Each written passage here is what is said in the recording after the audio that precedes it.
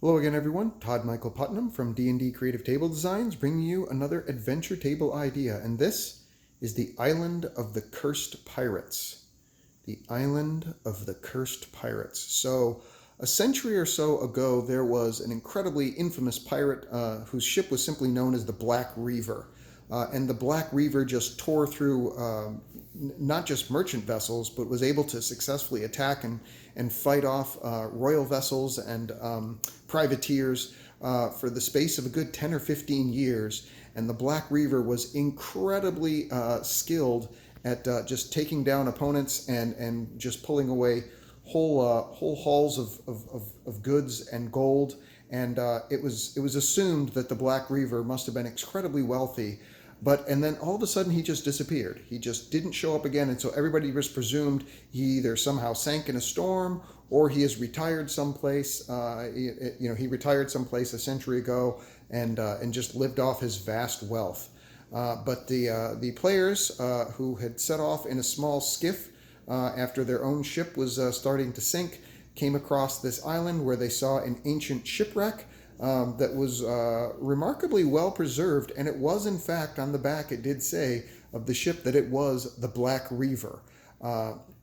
So as the heroes came off the ship and began to explore, one of the things they noticed was this glowing black crystal that was up in this area. And it was clear that whoever was here, the pirates, that they had built all these docks out after their ship had apparently become marooned on these rocks, having moored too close to the island, and apparently a storm or something pushed off. And so in the meantime, after the ship was set upon by the tempest and put into this situation, the pirates, of course, set about trying to make a living, to figure out how to survive on the island. Of course, it's a jungle island, so there's plenty of wood and stuff. So they created docks and things, and they tried to create basically something that was livable until they could figure out some way to either get off the island or until they basically gave up. But so they see these docks and everything that are here, but then there's this black glowing crystal that's here. And as the players get closer, they see that there are pirates that's still there, but they have become just shambling undead. And so they shamble about, and they're incredibly protective of their ship. And as soon as the players try to come near, of course, the undead pirates will attempt to attack them. They're zombie-type guys, and they do a tremendous amount of damage with their waterlogged bodies slamming into people. And they are not above grabbing somebody and trying to tackle them and jump into the water and drown them. So the pirates are incredibly dangerous. If the players do indeed defeat them and they go inside the captain's quarters, they will find the log that was originally there that confirms that this was the Black Reaver, that there was a tempest that set upon them and marooned them onto this island, and that for several days they had gone about, and actually several weeks, they had gone about and tried to make repairs to the ship and make things livable. But eventually they had discovered, the first thing that they looked for was they discovered a clean water source, because you can't drink the ocean water. And so further inland, they did indeed find a water source, but there was a warning on it that was inscribed in Old Elvish that basically said, whosoever drinks of this water will have will grow to be incredibly strong and live forever. And be ferocious. So the pirates was like, oh, this is fantastic. They'll be more ferocious, and many of them began drinking from the pool. Well, it became almost immediately upon imbibing the water, those who did became extremely aggressive, and their strength started growing literally overnight.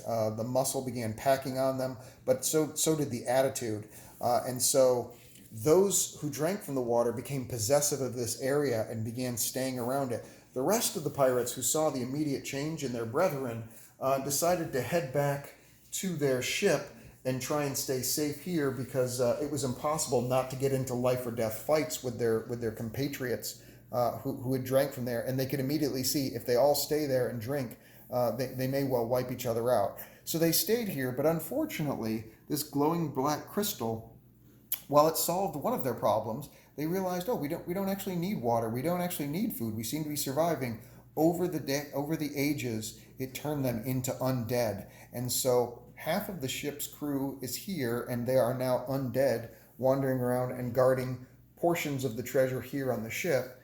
And the other half of the crew has been turned into these giant ape-like creatures that wander about in this area. They don't go too far, but they wander about in this area inside of the island, and they basically are very hostile to anyone who approaches them. The pirate king himself, the owner of the Black Reaver, is in here, and of course he is still in charge after a century later, still alive, kept alive by the divine waters, the cursed divine waters. But he holds court inside of this moss-covered cavern, and he's got some of his treasure and stuff still with him. And anyone that comes to try and see him has to make it through his guards. And has to survive his tests of ferocity and strength, because that is the only thing that these ape-like creatures now respect is the strength of arms and the ability to fight in melee-style combat. So they'd have to fight against them, and then of course the island just has its natural predators that are roaming around, similar to the creatures that were seen on Jurassic Park on the initial one, the ones that would spit and stuff. So they roam around, and they attempt to blind creatures and circle around them, and will attack the party on sight if they think that they're weaker or that they can overwhelm them with their speed. So that's basically it, the whole idea. So of course, if the heroes want to get all of the gold, they would have to contend with the undead pirates, and they would have to contend with the cursed ape men pirates. And then, of course, some of the treasure would have been squirreled and hidden away over here, and who knows what traps or curses have been laid upon that.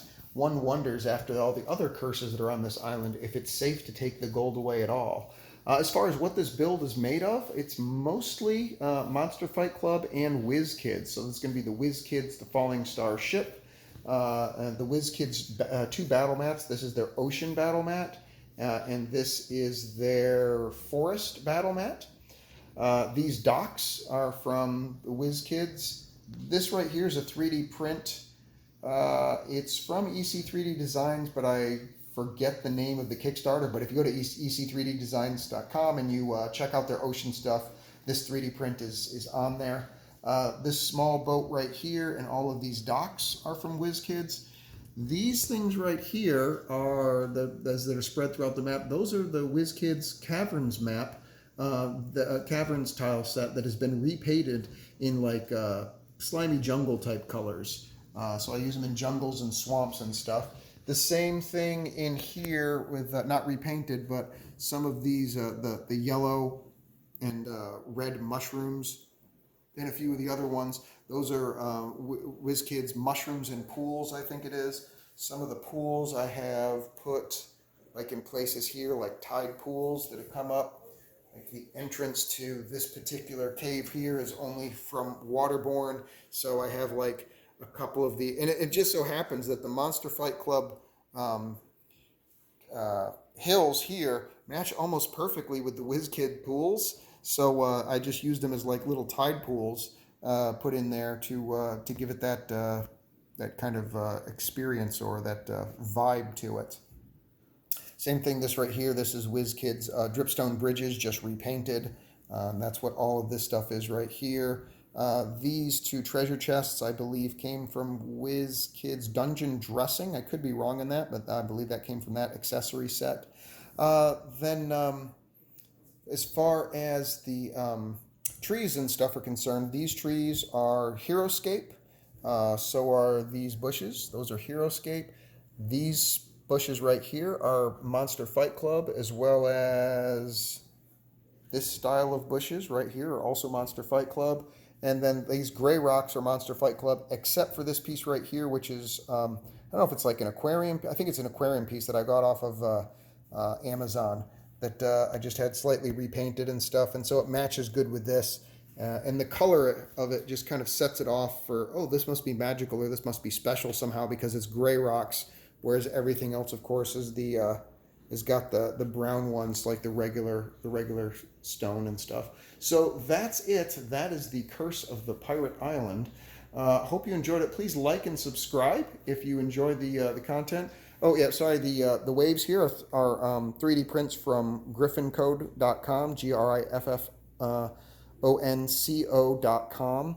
And these right here, this is just doll stuffing that I pulled out. I got an $8 bag or whatever it is off Amazon, and I put that on, and it creates a nice wave-like effect. It gives that good ocean type effect to it. So that's it. So please like and subscribe if you enjoy the content, and appreciate the channel. And thank you so much for taking time to check out my videos, and I will see you guys next adventure. Take care. Bye.